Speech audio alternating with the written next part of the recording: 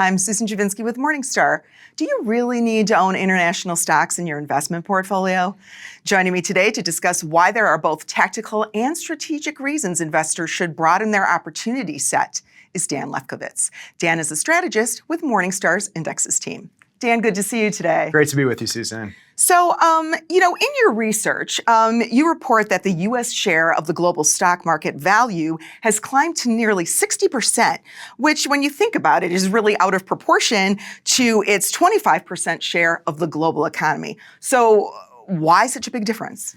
Yeah, if we take our time machine, Susan, back to 2008, 15 years ago, it's hard to believe, U.S. equities represented less than 40% of the Morningstar Global Markets Index, which is our broadest gauge of stocks across developed and emerging markets.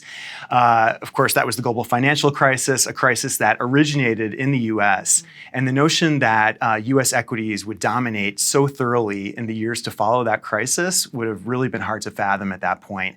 But an investment in the broad U.S. equity market would have quadrupled over the past 15 years, whereas an investment in the global ex-U.S. index would have just gone up 1.7 times in U.S. dollar terms. So it's a huge discrepancy, and I think it's a story of both U.S. strength and weakness outside of the U.S. You've talked about the $1 trillion club, the cohort of U.S. mega caps like Apple and Microsoft, now NVIDIA, that have been so profitable and have grown so much. We've even seen companies like Tesla and Meta that only came to market after the financial crisis, and now they're some of the largest in the world. And we just haven't seen anywhere near that kind of dynamism outside of the US. In Europe, those markets are still dominated by kind of old economy sectors like industrials, financial services, consumer staples. In the UK, of course, there was Brexit, which was a setback. Japan sort of muddled along for years. In China, we did see the rise of the internet giants, but they got kneecapped by the government a few years back. So now if we look at the top 20 constituents of the Morningstar Global Markets Index, 18 of the top 20 are U.S. companies. It's really astounding. Wow. So you recently wrote a new research paper, which we're going to provide the link to for those who are interested.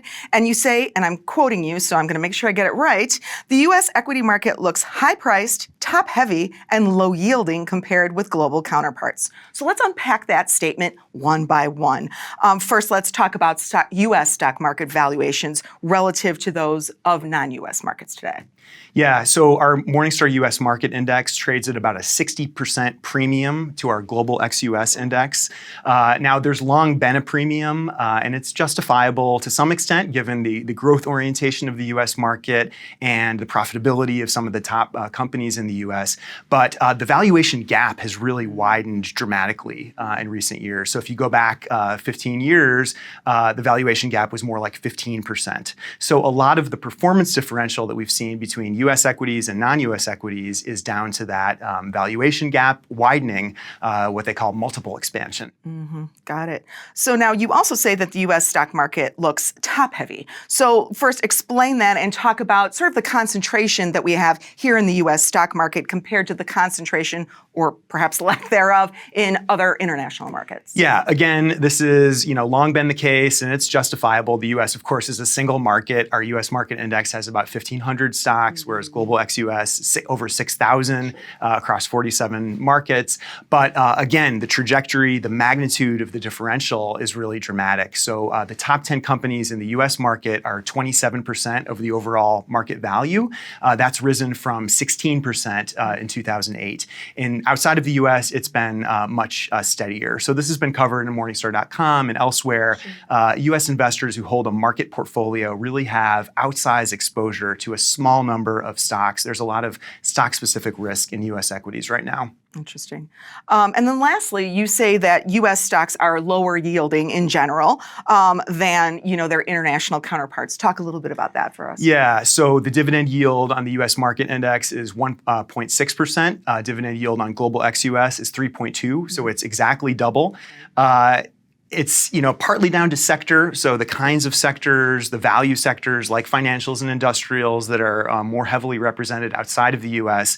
tend to be more dividend rich. A lot of the tech-oriented names in the U.S. market don't even pay dividends, but it's also connected to valuation, right? Because when price goes up, yield goes down. And it's a problem for both income investors and total return investors. A big chunk of the long-term returns that we get from equity markets is reinvested dividends.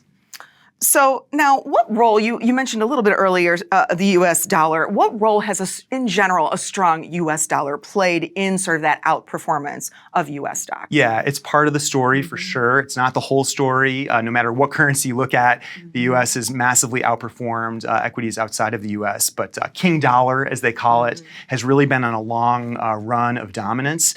In 2022, the euro fell below dollar parity for the first time in 20 years. The yen hit an all-time low against the dollar. But currency leadership, like market leadership, is cyclical, it's changeable, so we shouldn't just assume that dollar strength will persist. Right, right. So now let's talk a little bit about the strategic case for international stocks. And, Vanguard founder, who we talk about very often at Morningstar, Jack Bogle, he famously argued that international stocks don't really merit inclusion in a portfolio because if you own U.S. companies, specifically the big U.S. companies, they're getting so much of their revenue from international markets that you don't really need international stock exposure. What say you? Yeah, well, far be it from me to disagree with Saint Bogle, but we all have our home country bias. It is true that when we look at the geographic sources of revenue for the U.S. market index, about 40% of those revenues come from outside of the U.S. A lot of those mega cap names, the $1 trillion club, are global players. They're multinationals that are doing business everywhere.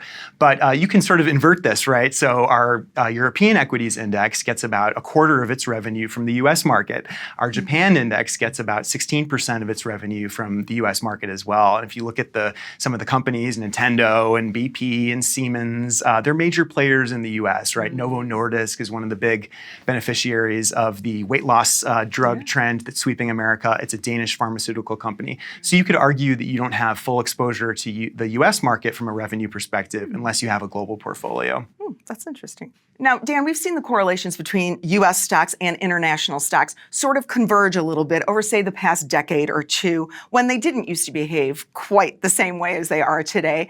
And we've seen, on occasion, some of that same divergence with bonds, but in general, the correlations have in general held for bonds. So why is that? Why have those correlations shifted the way they have with international markets? Yeah, well, first, I think we have to acknowledge that the relationship between assets is always in flux. We assume that stocks and bonds are negatively correlated, but last year we saw both of them plunge in tandem. But it's certainly the case that stocks in the U.S. and outside of the U.S., at the end of the day, there are shares of businesses that are often responding to the same sort of stimuli, whether it's macroeconomic or at the sector level or capital flows. I think as economies have become more intertwined, as markets have become increasingly interconnected, it's not surprising that we've seen correlations sort of converge.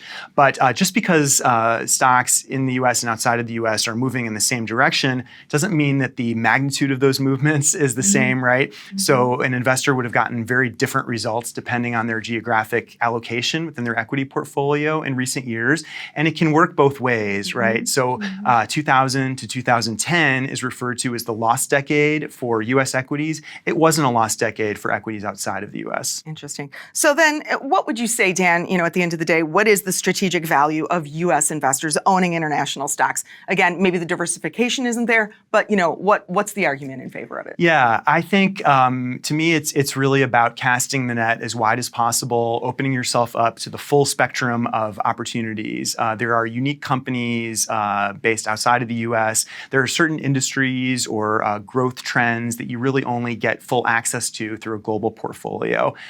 Thinking about growth in certain emerging markets or luxury goods or the mining of minerals that are critical to the clean energy transition or even structural reforms in corporate Japan. There are great companies that are based everywhere that Morningstar equity analysts consider to have economic moats or competitive advantages around their businesses.